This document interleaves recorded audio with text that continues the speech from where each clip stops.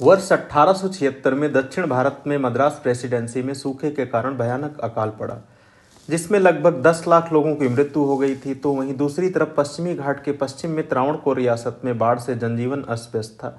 पश्चिम घाट के पश्चिम में पानी की अधिकता एवं पूर्वी भाग में पानी की कमी ने अंग्रेजों को अरब सागर की ओर प्रवाहित होने वाली पेरियार नदी के पानी को बांध एवं सुरंग बनाकर पूर्वी भाग की ओर अर्थात बंगाल की खाड़ी की ओर मोड़ने को विवश कर दिया। इस कार्य को तत्कालीन त्रावणकोर के राजा एवं मद्रास प्रेसिडेंसी के द्वारा एक समझौते के तहत अंजाम दिया गया, जिसमें त्रावणकोर में मुल्ला पेरियार बांध का निर्माण मद्रास प्रेसिडेंसी के द्वारा किया गया तथा अगले 999 वर्षों के लिए बांध के परिचालन एवं संचालन का अधिकार भी मद्रास प्रेसिडेंसी को दे दिया गया। आइए नजर डालते हैं पेरियार नदी से संबंधित कुछ प्रमुख तथ्यों पर। पेरियार नदी पश्चिमी घाट में केरल तथा तमिलनाडु की सीमा के पास शिवगिरी पहाड़ियों से निकलकर पेरियार नेशनल पार्क से प्रवाहित होते हुए कोच्चि के पास अरब सागर में गिर जाती है। यह केरल की सबसे लंबी नदियों में से एक है। इसे केरल की जीवन रेखा के नाम से भी जाना जाता है, क्योंकि केरल में सर्वाधिक कृषि एवं उद्योगों का संकेंद्रण इसी नदी बेसिन में है। इसके साथ साथ इस नदी से केरल को पेयजल एवं जल विद्युत की भी आपूर्ति होती है। इसकी प्रमुख सहायक नदियों में मुल्लायार, चेरुथोनी, मुथिरपुजा एवं पेरिनंजनकुट्टी आदि हैं। पेरियार नदी पर केरल में ही इडुक्की एवं मुल्ला पेरियार बांध का निर्माण किया गया है। मुल्ला पेरियार बांध का निर्माण अंग्रेजों के द्वारा 1887 में शुरू हुआ एवं इसका निर्माण कार्य 1895 में पूर्ण हो गया।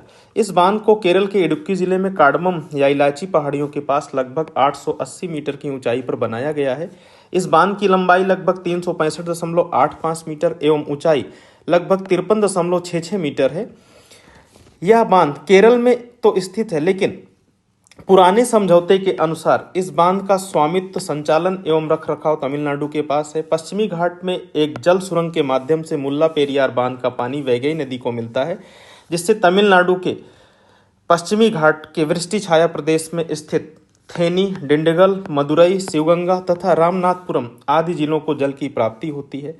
केरल तथा तमिलनाडु के बीच में निम्नलिखित कारणों को लेकर मुल्ला पेरियार बांध का विवाद है, जिसमें केरल सरकार या केरल का जो पक्ष है कि यह बांध जो है लगभग 129 साल पुराना है, जिसका ढांचा पुराना हो चुका है, इसमें क्रैक डेवलप हो रहे हैं, दरारें पड़ रही हैं, जो डैम के आसपास रहने वाली जो जनसंख्या उनके लिए खतरा है। इसके साथ साथ केरल सरकार का एक और दावा है कि यह बांध जो है भूकंप संभावित क्षेत्र में है। आने वाले समय में अगर यहाँ पर भूकंप आता है तब भी यहाँ पर प्रॉब्लम या समस्या हो सकती है। और बांध में जल स्तर को कम करने का भी केरल सरकार का सुझाव है। और लास्ट में केरल सरकार का यह सुझाव है कि इस पुराने बांध को बंद करके एक नए बांध का निर्माण किया जाए, जिसका तमिलनाडु सरकार पुरजोर विरोध कर रही है। इस तरह के कुछ टॉपिक के साथ हम आप मिलते रहेंगे और हम आप देखते रहेंगे कौन कौन से इंपॉर्टेंट टॉपिक हैं हमारे आपके जो एग्जाम में ज़रूरी हैं। अभी हाल ही में देखा होगा कि मुल्ला पेरियार बांध को लेकर जो केरल सरकार ने स्टेटमेंट दिया है कि ये इस बांध को बंद कर दिया जाए और एक नए बांध को बनाया जाए, इसका तमिलनाडु में विरोध प्रदर्शन जारी है और आपको न्यूज़पेपर में इस तरह की खबरें देखने को मिलती हैं। तो यहाँ पर हमारा जो है सिलेबस भी आपको नज़र आना चाहिए बैकग्राउंड में कि हमारे आपके एग्जाम के लिए क्या क्या चीज़ें इंपॉर्टेंट हैं। तो इस तरह के टॉपिक के साथ हम आप मिलते रहेंगे। सभी को थैंक यू।